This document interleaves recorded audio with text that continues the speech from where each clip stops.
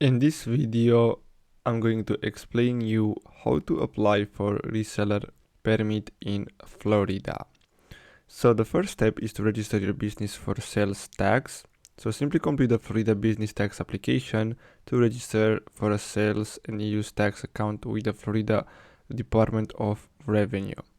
You can apply online via Florida Doors Registration and Account Maintenance Portal or simply by mail paper.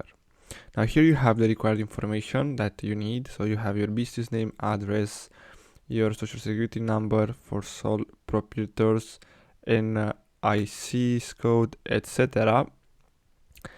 Now once approved, typically within 24 up to 72 hours, basically you get this certification, and as you can see you get both of these, and then you can simply log into your Florida Door account and you can print your form, and basically that's it. So I really hope you found this video helpful. Don't forget to like and subscribe. Thanks for watching, guys.